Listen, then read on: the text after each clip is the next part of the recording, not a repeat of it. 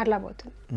So మీకు full length role పట్టడం ఒకటి, అల్లు అర్జున్ గారికి మదర్ రోల్ పట్టడం ఒకటి, ప్లస్ పాన్ ఇండియా ఫిలిం ఎలా అనిపిస్తుంది? డబల్ ధమాకా, త్రిబుల్ ధమాకా. బాగుంది సార్, ఇంకా చెప్పడానికి ఏముంది, చాలా సంతోషంగా ఉండింది ఫస్ట్ కడుపులో. నేను బాహుబలి టైంలోనే ఆ ఒక్క సినిమా నాకు 100 సినిమాలతో సమానము అనుకున్నాం అప్పుడు. చాలామంది ఆర్టిస్టులు చాలా సినిమాలు చేశారు, చాలా మంచి రోల్ చేశారు, చాలా పెద్ద పేరు ఉండింది. వాళ్ళకన్నా నా ముఖం ఎక్కువ తెలిసిపోయింది అందరికి బాహుబలిలో.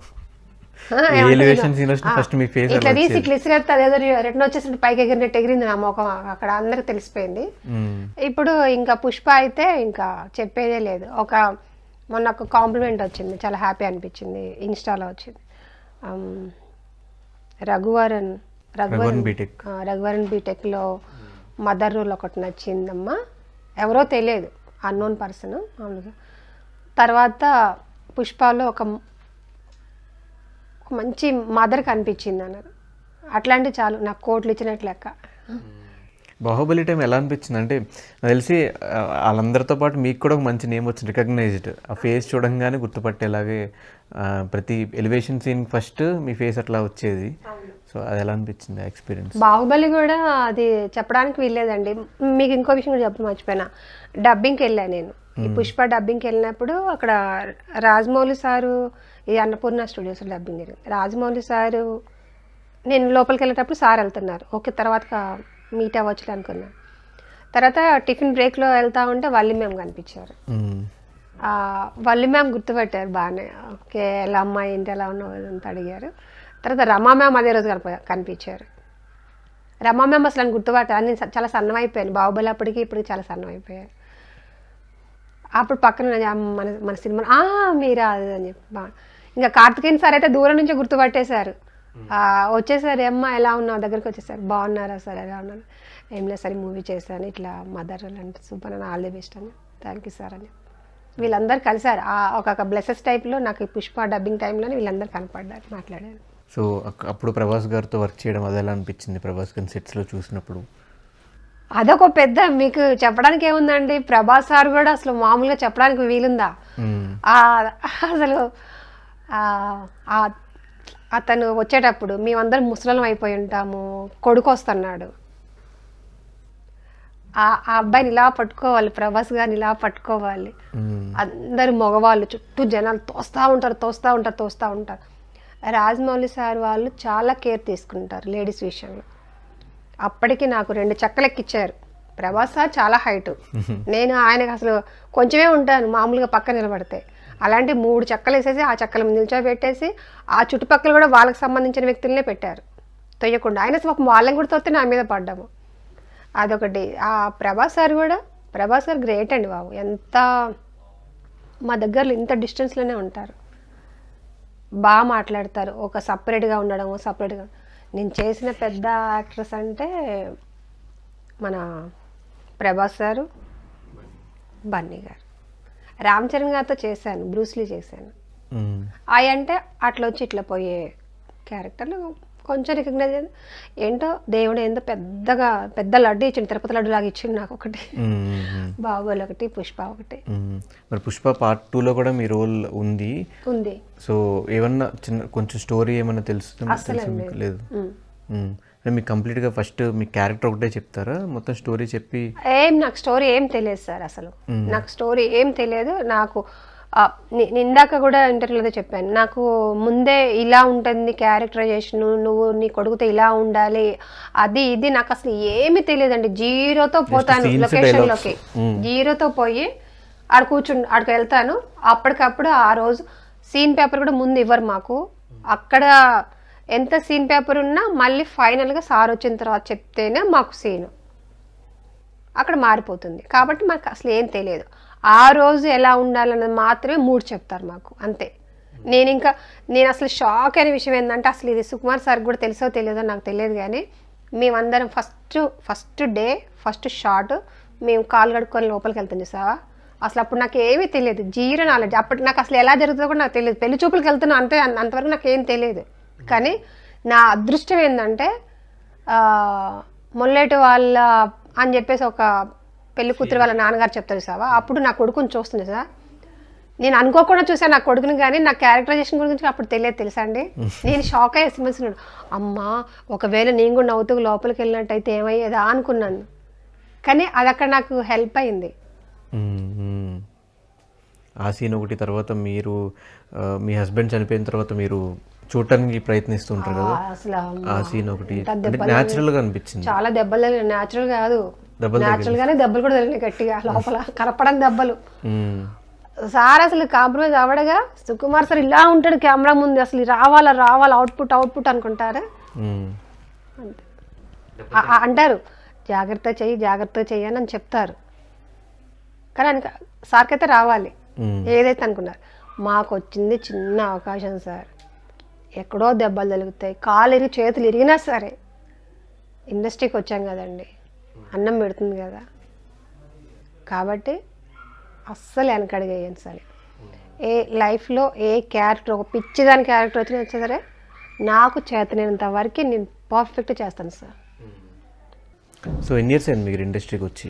10 years అవుతుందండి. 10 years. 10 yearsలో ఎప్పుడు అంటే మీకు చిన్న చిన్న రోల్స్ పట్టము, ఎందుకులే గివప్ ఇచ్చేద్దాం, వేరే బిజినెస్ చేసుకోవడము, లేదంటే ఇంకేమైనా పని చేసుకుని అనిపించలేదు? తిరిగి వెళ్ళిపోదాం అనుకున్నాను ఒకనొక టైంలో. ఏంటోనండి, ముఖం మీద మేకప్ వేసుకున్నాక వెళ్ళాలనిపిస్తుంది, కానీ మళ్ళీ లాగుతూ ఉంటుంది నీకు, ఏం చేస్తాం వెళ్తే అని చెప్పి. బట్ లైఫ్లో చాలా స్ట్రగుల్స్ చూశానండి ధనుష్ గారు, చాలా చాలా చూశాను. మంచి ఉండింది, చెడు ఉండింది. ఇక్కడ దాకా వచ్చాము మనం. ఏది నేను ఇట్లా కూర్చొని రాని వారిలాగా ఉండిందేమి లేదు. అందరు ఎలా పడ్డారో అంతకు మించే పడ్డాను.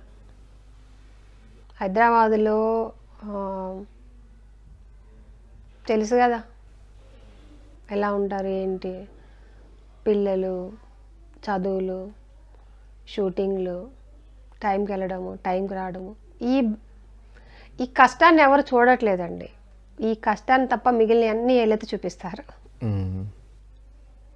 ఫైనాన్షియల్గా ఎలా ఉండేది?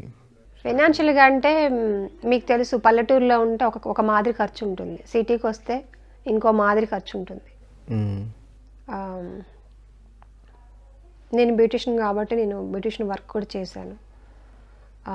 తర్వాత దీంట్లోకి వచ్చిన తర్వాత ఆల్మోస్ట్ పొదుపుగా వాడుకోవడం నేర్చుకున్నాం. ఫస్ట్ విలాసాలకు ఎప్పుడు వెళ్ళలేదు, బయటకి ఎక్కడికి పోను. నా పిల్లలు, నేను, నా ఫ్యామిలీ. మాది బాగా హైఫై ఫ్యామిలీ కాదు, ఇలా వెళ్ళొచ్చు అలా వెళ్ళొచ్చు, ఇంత జోవియల్గా ఉండొచ్చు, ఇలా ఏం లేదు. ఓకే, దాంట్లో ప్రస్తుతానికి ఒక మంచి ఇల్లు కట్టుకుని అంతేనండి. అంతా పైవాడు చూస్తూ ఉంటాడు. ఎవరికి మనం ఆన్సర్ చెప్పినా చెప్పకపోయినా మనం చేసే ప్రతి ఒక్క పనికి ఒకడు ఉంటాడు, మనం పుట్టించినోడు. ఇది ఒకటి ఉంటుంది, దీనికి తెలుసు మనం కరెక్ట్ చేస్తున్నావా తప్పు చేస్తున్నావా అనే విషయం. మనం దీనికి ఆన్సర్ చేయగలిగితే ప్రపంచాన్ని గెలిచినట్టే. ప్రతి ఒక్కరికి తెలుస్తుంది కదండి. ఈ ఇంట్రెస్ట్ ఎలా పుట్టింది యాక్టింగ్లోకి రావాలి అని? ఏమోనండి, పిచ్చి కాకపోతే ఏంటి చెప్పండి, మా ఇళ్ళల్లో ఎవరికి లేదు, నాకు మాత్రమే వచ్చింది పిచ్చి.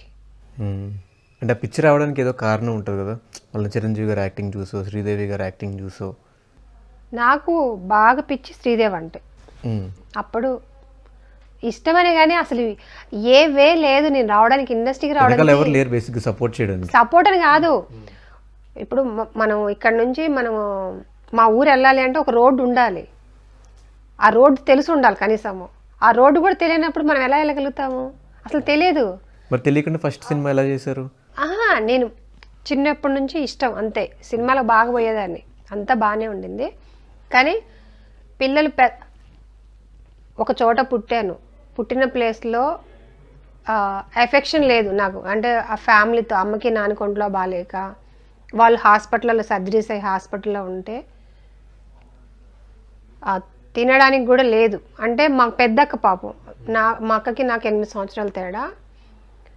నాకు 4th year 5th year నాకు బాగా గుర్తండి, జుట్టు దువ్వే వాళ్ళు లేరు. ఎలా అంటారే, స్లమ్ డాగ్ మిలీనియన్లో ఒక చెత్తల ఒక స్లమ్లో ఉంటారు కదా గర్ల్స్, నాకు గుర్తు. ఇది ఇది ఎలా వేసుకున్నా పర్వాలేదు నాకు. అలా ఎలా ఉంటారు, ఇట్లా చీమిడి కారి ఇట్లా ఏడ్చి, మా అక్కలే తెలుసు, మా అక్కలే ప్రత్యక్ష సాక్ష్యం, ఇంకా వేరే కాదు, మా ఇంటి ముందు వాళ్ళు. ఇట్లా ఇట్లా జిడ్డుగా ఉండి హెయిర్ దువ్వే వాళ్ళక మొక్క అంటారు కదా, తిరుపతి మొక్క అంటుంది సారా, ఇట్లా ఇట్లా ఉండలు కట్టి ఇట్లా వచ్చి ఇట్లా పేలు పడి నాకు అక్కడి నుంచి కొడితే మా తేలింట్లో పడ్డా. ఇదంతా ఒక లెవెల్ అయితే అక్కడ అంతా వ్యవసాయం, భయంకరమైన వ్యవసాయము, గేదెలు అంతా. అదంతా అయిపోయి ఇంకా కొన్ని సిచ్యువేషన్స్, పిల్లల చదువు, అదంతా హెల్త్ కొంచెం ఇష్యూ వచ్చేసి నాకు హైదరాబాద్ వచ్చాను. ఒక పేను మీద నుంచి పొయ్యిలో పడేట అయింది హైదరాబాద్ వచ్చాక. నాకు అర్థం కాలేదు, విలేజ్లో ఉండొచ్చింది దాన్ని, సిటీ వచ్చాక ఎలా ఉండాలి. మాట్లాడే ప్రతి ఒక్కళ్ళు కూడా అన్ని ఇంటర్వ్యూలో చెప్పాను, ఇట్లా మాస్క్ వేసుకొని మాట్లాడతారు, ట్రాన్స్పరెంట్గా మాట్లాడట్లేదు. నాకు వాళ్ళు మాట్లాడేది నిజం మాట్లాడుతున్నారా అబద్ధం మాట్లాడుతున్నారా కనుక్కోనంత మెంటల్ దాన్ని నేను, నాకు తెలియదు అసలు. ఇలా మాట్లాడతారు, మనం అటు పక్కగా కానీ ఇంకో రకంగా మాట్లాడతారు. ఇలా నేను అనుకున్నాను ఇదేంటి పరిస్థితి అని. ఒక సీరియల్లో అయితే నన్ను అసలు రిజెక్ట్ చేశారు తెలుసా. నాకు యాక్టింగ్ రాదండి. ఒక సీరియల్ నుంచి నిర్దాక్షిణంగా తీసేస్తారు, చేయలేకపోతున్నాను. వేరే వాళ్ళని పెట్టుకున్నారు రీప్లేస్మెంట్. ఎక్కడ తంతారో మళ్ళీ అక్కడే మళ్ళీ నిలబడాలన్నది నేను అనుకుంటాను. ఒక ఆర్టిస్ట్ అయితే అసలు కొన్ని ఉన్నాయండి, చెప్పలేం. కానీ వాళ్ళకి తెలుస్తుంది నేను ఈరోజు ఇలా మాట్లాడుతున్నానంటే మేమేమన్నా అన్న విషయం వాళ్ళకి తెలుసు. వాళ్ళకి తెలిస్తే చాలు, తెలవాల్సిన అవసరం కూడా లేదు అనుకోండి. ఓకే, ఎవరు ఏంటి ఈ అమ్మ ఇది భలేగా వచ్చింది అని అనుకోవాలి. చాలు, అదొకటి చాలు నాకు. అవును, మనం మాట్లాడకపోయినా మన సక్సెస్ మాట్లాడితే సరిపోతుంది, చాలండి. ఇంతకంటే ఏం కావాలో భగవంతుడు గట్టిగా ఇచ్చాడు, అడిగిన దానికంటే ఎక్కువ ఇచ్చిండు. పాన్ ఇండియా లెవెల్లో ఇచ్చారు ఆయన, మామూలు తెలుగు ఒకటే కాదు. తమిళ ఆఫర్లు వచ్చాయి కదండి, తమిళ్ కొంచెం భయపడి నేను. నెక్స్ట్ క్వశ్చన్ అదే అడుగుదాం. కొంచెం లుక్ వైజ్గా కానీ యాక్టింగ్ వైజ్గా కానీ తమిళ్లో ఎట్లయితే న్యాచురల్గా చేస్తారో, సో అలాంటి రోల్స్ ఏమైనా వచ్చినాయి అని అడుగుదాం. వచ్చినాయండి, తమిళ్ మూవీస్ వచ్చాయి. కానీ నేనేమనుకున్నానంటే తమిళ్ వచ్చిన తర్వాత భాష అర్థమే చేస్తే ఒక రకంగా ఉంటుందండి. భాష అర్థం కాకుండా పోయి చేశాను అనుకో మళ్ళీ డెల్లే ఉంటాను. అది వాళ్ళకి నచ్చలేదు అనుకో, డైరెక్టర్కి నచ్చలేదు అనుకోండి, అదే వేస్ట్, ఒక్క సినిమాతో వెనక్కి వెళ్ళిపోతాము. అదేదో కాస్త నేర్చుకున్నాక పోయామనుకోండి చచ్చిపోయేదా చేయొచ్చండి. ఇండస్ట్రీలో ఏమని చెప్పండి, ఇది ఒక గొప్ప వరం అనుకోవాలి. ఇది దీనికి ఒక జాబ్ లాంటిది కాదు. ఇన్ని సంవత్సరాలు 60 సంవత్సరాలు చేయాలి, 55 సంవత్సరాలు చేయాలి, చచ్చిపోతున్నా కూడా ఇవాళ చేయొచ్చు మనం యాక్టింగ్. అది గొప్ప వరం కదా. మరి రాజమౌళి గారిని అడిగారు ట్రిపుల్-ఆర్లో ఉన్న రోల్ కోసం? సార్ నాకు ఫోన్ వచ్చింది సార్, ట్రిపుల్-ఆర్లో నాకు తెలియదు, క్యారెక్టర్ ఏంటో నాకు తెలియదండి. ట్రిపుల్-ఆర్లో అడిగారు కానీ ఆ టైంలో నేను కొంచెం డేట్ అప్పుడు ఖాళీగా లేదు సార్. మా బాహుబలి టీంని అడిగారు కంప్లీట్గా, మా 5 మెంబర్స్ని అడిగారు. కానీ ఒక్కొక్కరు ఒక్కొక్క ప్లేస్లో ఉన్నారు. ఇంకా నేను క్యారెక్టర్ చేసిన కూడా ఏంటో నాకు అర్థం కాక మళ్ళీ మిస్ అయ్యారు. పర్లేదండి. ఫీల్ అవుతున్నారు మరి? కొంచెం వెళ్ళకపోయాను అని బాధ ఏమన్నా ఉందా కొంచెం? అంతకు మించి అది ప్రసాదం, అది తీర్థం అయితే ఇది ప్రసాదం కూడా పెట్టేశారు కదా దేవుడు. తీర్థం గురించి ఇంకెందుకండి, ప్రసాదం వచ్చిన తర్వాత అన్నీ మనీ అనుకుంటే ఎట్లాగా. ఆ అవకాశం ఏరే వరకు ఒకరికి వచ్చి ఉంటుంది కదండి. హ్యాపీ, వాళ్ళు హ్యాపీగా ఉంటారు కదా. నెక్స్ట్ ప్రాజెక్ట్స్ ఏం చేస్తున్నారు? నెక్స్ట్ తేజ సార్ మూవీ అండి. తేజ సార్ బంగారం అండి బాబు, ఫెంటాస్టిక్ మ్యాన్. అసలు open hearted Teja sir, open. అంటే తేజ గారికి కోపం ఎక్కువ, సెట్స్లోనే ఎవరైనా సరిగ్గా చేయకపోయినా లేదంటే కొంచెం అటు ఇటు చేసినా కొడతారు. ఉత్తమ ఆటలు అండి, ఉత్తమ ఆటలు. ఇప్పుడు ఏమంటారు కదా, అరిచే వాళ్ళు కరవరు అన్నట్టుగా. ఇందాక నేను కూడా మీతో అట్ట మాట్లాడి చేసావా, అంత బిల్డప్, అంత పైన, లోపల ఏమి ఉండదు, ఫస్ట్ ప్యూర్ హార్ట్. నిజంగా తేజ సార్ కూడా అంతే, అరవరు. కోపం నేను చేసిన వరకు నేనే రాజు నేనేమంతా చేశాను సార్ దగ్గర. ఇప్పుడు ఇది చేశాను. మరి అసలు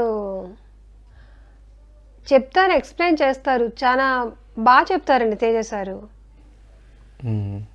భలే భలే మంచి మనిషి అండి అతను. అంటే ఇండస్ట్రీలో ఏదో ఒక టాక్ వచ్చిందంటే ఎక్కడో చోట ఏదో జరిగే ఉంటుంది కదా. సో మీ సెట్స్లో రాజా లేదు మాకు ఒక తేజ సార్ సిచ్యువేషన్ ఏంటంటే తనకి నచ్చకపోతే 100 సార్లు అది 1000 సార్లు అని షార్ట్ తీస్తాడు, ఎన్ని రోజులని తీస్తాను అంటాడు ఆయన. తేజ సార్ గారు ఎన్ని రోజులని తీస్తాను, నాకు కావాల్సిందే. యాక్టింగ్ వైస్ కూడా తేజ గారి దగ్గర చేసిన వాళ్ళు చాలా బాగా ఇంప్రూవ్మెంట్ నేర్చుకోవచ్చు అండి, నేర్చుకోవచ్చు అంటారు. చక్కగా నేర్చుకోవచ్చు. సార్ ఎక్స్ప్లెయిన్ చేస్తారు, తేజ గారు చాలా బాగా ఇలా చేయాలి అలా చేయాలని ఎక్స్ప్లెయిన్ చేస్తారు. అది దొరకదు, అదొక క్లాస్ అనుకోవాలి తెలుసా అండి. అబ్బా నిజంగా నేను నన్ను తంతే ఏదో బోర్ల గంపలో పడ్డట్టుగా నేను వెళ్ళే డైరెక్టర్లు అందరూ అలా ఉండొచ్చు, కానీ నేను వర్క్ చేయలే కాబట్టి నాకు తెలియదు. నేను చేసిన డైరెక్టర్ల వరకే నేను ఒక్కొక్క డైరెక్టర్ దగ్గర ఒక్కొక్క విధానం నేర్చుకుంటానండి. ఒక డిసిప్లిన్ అనేది రాజమౌళి సార్ దగ్గర, ఒక మంచితనము ఎలా మాట్లాడాలనేది సుకుమార్ సార్ దగ్గర నేర్చుకున్నా, ఒక యాక్టింగ్ ఎంత జోవియల్గా ఉండొచ్చు అనేది మన తేజ సార్ గారి దగ్గర. ఒక్కొక్కటి ఒక్కొక్క దగ్గర నేర్చుకోవచ్చు అండి. చాలా తేజ సార్ అయితే ఇలా మాట్లాడతారు, ఏందే అంట కదా ఏంటారు సార్. చాలా చాలా మంచి వ్యక్తి. ప్రభాస్తో చేస్తారు, బన్నీతో చేస్తారు, రామ్ చరణ్తో చేస్తారు. ఇంకెవరైనా వీళ్ళతో చేయాలి ఈ హీరోకి మదర్గా కానీ లేకపోతే వేరే ఏ క్యారెక్టర్ ఏమైనా ఉన్నాయా డ్రీమ్స్? ఒక్క పవన్ సార్తో వచ్చింది సార్ క్యారెక్టర్. నాకంటే పవన్ సార్ అంటే యాక్చువల్ కొంచెం ఇష్టం మీన్స్ ఒక బ్రదర్. నాకు చెప్పాక మా ఊర్లో ఒక ల్యాండ్ సింగర్ అండ్ ల్యాండ్ విషయాలలో పవన్ కళ్యాణ్ సార్ వాళ్ళ ఫ్యాన్స్ ఎంతో ఫైట్ చేశారు, ఎంతో హెల్ప్ చేశారు, నాకు చాలా హెల్ప్ చేశారు. మెసేజ్ పెట్టడం ఏంది, ఒక అండగా ఉన్నారు వాళ్ళు, నాకు ధైర్యాన్ని ఇచ్చారు, వాళ్ళకు బలం కూడా. అంటే నేను సినిమా వైజ్ చెప్పట్లే కానీ బయట తన మనస్తత్వానికి చాలా న్యాచురల్గా ఉంటారు, నాలాగా అనిపిస్తారు. అంటే కొంతమంది ఇప్పుడు మీరు అనుకుంటారు అదే వీడు అచ్చ నాలాగే అనిపిస్తున్నాడు, ఎలా అనిపిస్తుందో నాకు కూడా సార్ అలా చాలా ఓపెన్గా అనిపిస్తారు, మంచిగా అనిపిస్తారు.